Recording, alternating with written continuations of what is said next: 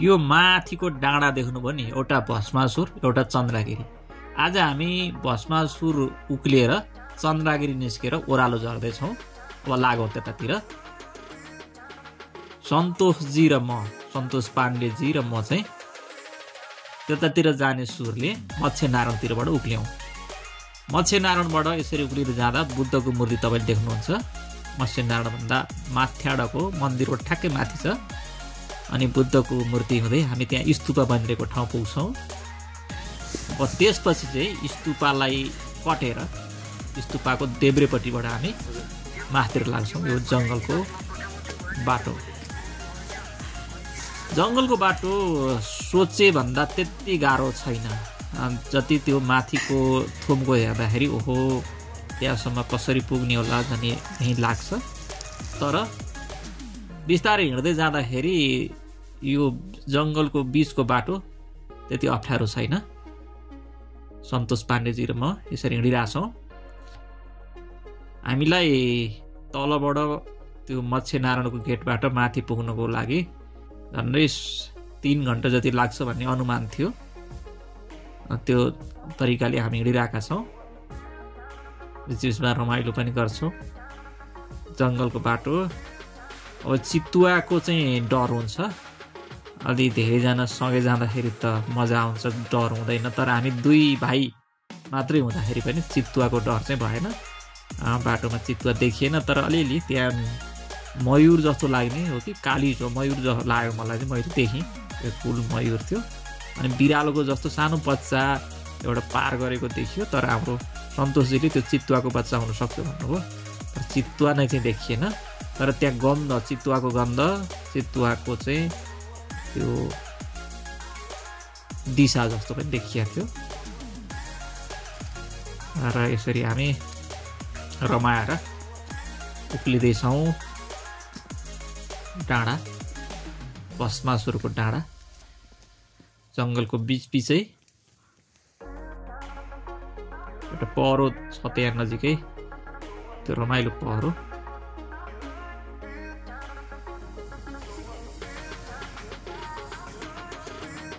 अब हिँड्दै जाउँ हामी भस्मासुर डाँडो। अब चाहिँ केही बेरमा पुग्छौँ भन्ने आशा छ।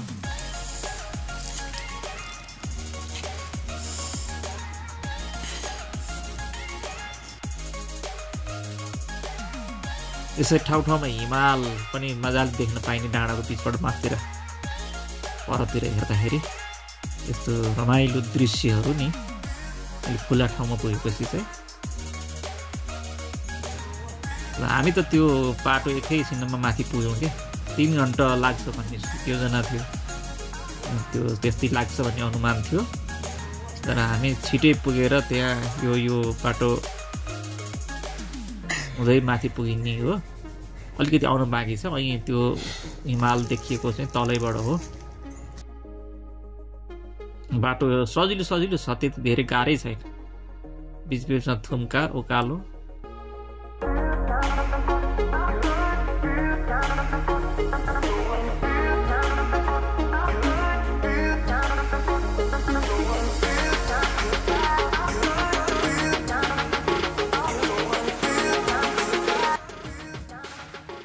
भस्मासुर यो चन्द्रगिरी र चम्पादेवीको बिचको सबैभन्दा अग्लो डाँडो। हामी ठ्याक्कै यहाँ आइपुग्यौँ। यो चम्पादेवीबाट आउने बाटो, अब यो भस्मासुर हुँदै चन्द्रगिरी जाने बाटो र यो मत्स्यगाउँबाट आउने बाटो, यो त्रिवेणी तिन्दो बाटो देखियो यहाँ।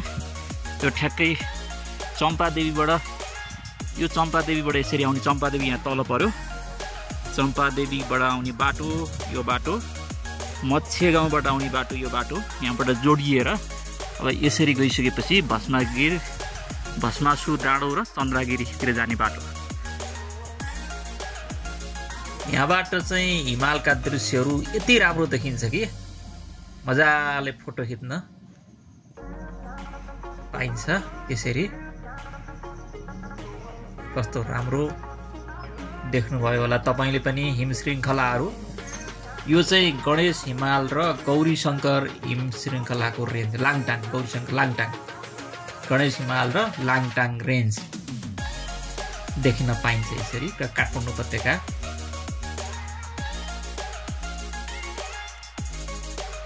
हामी सन्तोषजी र म त्यसरी रमाउँदै हिमाल हेर्दै फोटो खिच्दै उकालो चढ्दैछौँ। त्यो उकालो चढ्दाखेरि अलिअलि गाह्रो भएको थियो, तर त्यो माथि पुगेर यसरी हिमाल देखिन थालेपछि त्यो थकाइ सबै बिर्सिन्छ। ल हेर्नुहोस् त्यो तल्लोतिरको फोटो, यो चाहिँ चम्पादेवीतिरको हो माथिबाट हेर्दाखेरि।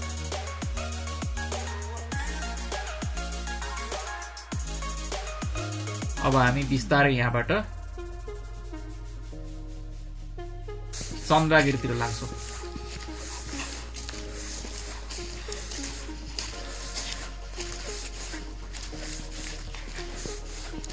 मसँगै जानुभएको साथी सन्तोषजी चाहिँ पात बजाउनु निकै सिपालु हुन्छ। ल सुन्नु है त उहाँले पात बजाउनु।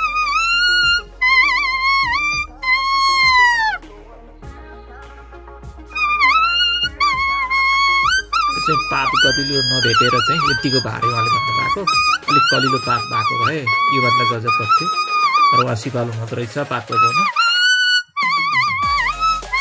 यो हो नि रमाइलो हिँड्नुको मजा। यो चम्पादेवी, भस्मासुर र चन्द्रागिरी बिचको ठाउँ। चन्द्रागिरीबाट चम्पादेवी अथवा चम्पादेवीबाट चन्द्रागिरी जाँदाखेरिको बिचको ठाउँ। बाटो त्यति अप्ठ्यारो छैन, सजिलो छ। गाउँतिरको मूल बाटो हिँडिया जस्तो हिँड्न पाइन्छ। यो जङ्गलको बाटो, पानी चाहिँ पाइँदैन, खाजा पनि त्यति पाइँदैन। खाजा र पानी बोकेर हिँड्यो भने यति रमाइलो हुन्छ भन्ने कुरो के थाहा, अरूलाई के थाहा। जङ्गलको बाटो, चराचुरुङ्गीको आवाज, जडीबुटीको स्पर्श, हावा, यसो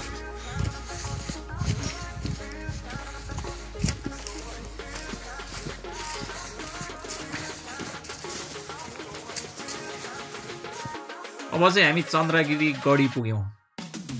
यो चाहिँ यहाँ मोटर बाटो पनि छ, यहाँबाट हेटौँडातिर जाने बाटो। त्यसै गरी यो चाहिँ एउटा भन्ज्याङ हो। भस्मासुरबाट चन्द्रागिरी जाँदाखेरि बिचमा पर्ने यो भन्ज्याङ मोटर बाटो भेटिन्छ। यहाँ एउटा तलतिर झर्दाखेरि मत्स्य गाउँ निस्किन्छ भने माथितिर चाहिँ चन्द्रागिरी पुगिन्छ।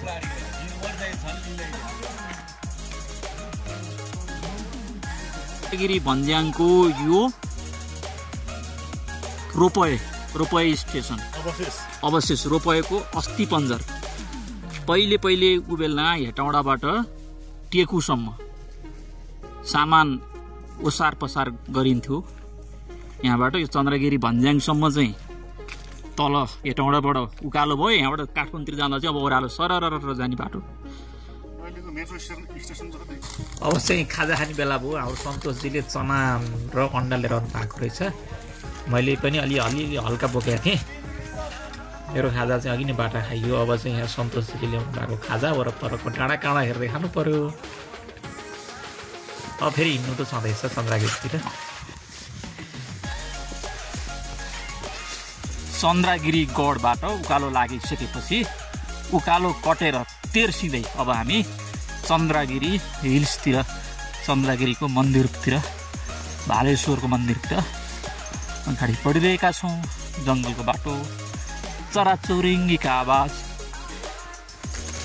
जङ्गली जनावरका सङ्केत,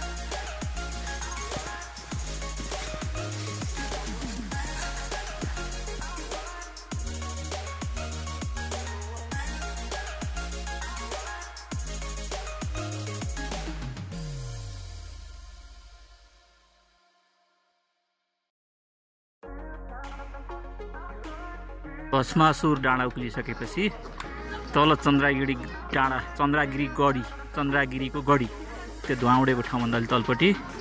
त्यहाँबाट फेरि उकालो चढेर यो बाटो हुँदै झन्डै 1.5 घन्टा त्यो गढीबाट हिँडेपछि अब चन्द्रागिरीको मुख्य ठाउँ आइपुग्यो।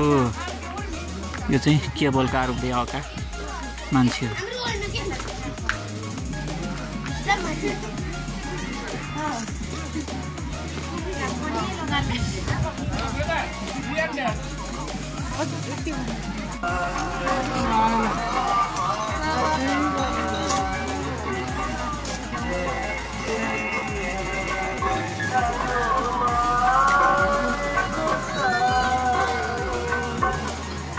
चन्द्रगिरी भालेश्वर मन्दिर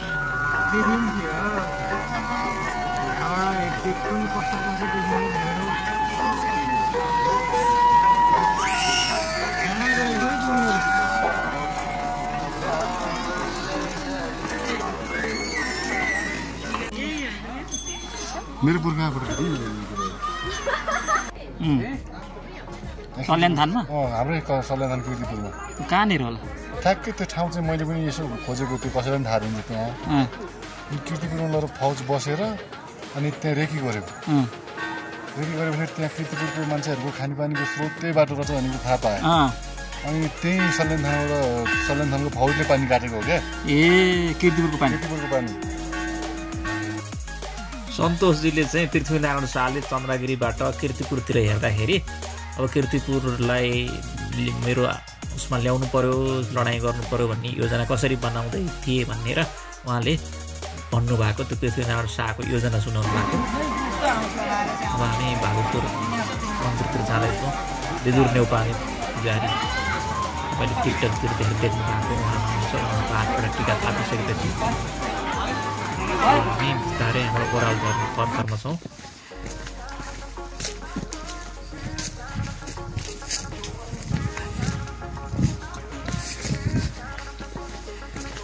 ओर्लदा चाहिँ हामी चन्द्रगिरी केबल कारको तल त्यो केबल कारको स्टेसनबाट सिधै माथि उक्लिने बाटो छ त्यो बाटो चाहिँ झर्दैछौँ। त्यसरी केबल कार माथि हामी चाहिँ तल देखिँदो रहेछ यहाँबाट। चन्द्रगिरीबाट केबल कारको मुनि हिँड्ने बाटो यो बाटो हिँड्दाखेरि पनि रमाइलो माथि केबल कार तल हिँड्ने बाटो। यो बाटोमा चाहिँ कहिलेकाहीँ चितुवा भेटिन्छ भन्छन् मान्छेहरू। भेटेको अवशेष भेटियो पन्जा चाहिँ देखियो। यो चितुवाको वासस्थान चाहिँ हो तर हामीले चितुवाको दर्शन गर्न पाएको छैनौँ। चितुवा भेटे हुन्थ्यो भन्ने चाहिँ अलिअलि लागिरहेको फेरि मनमा।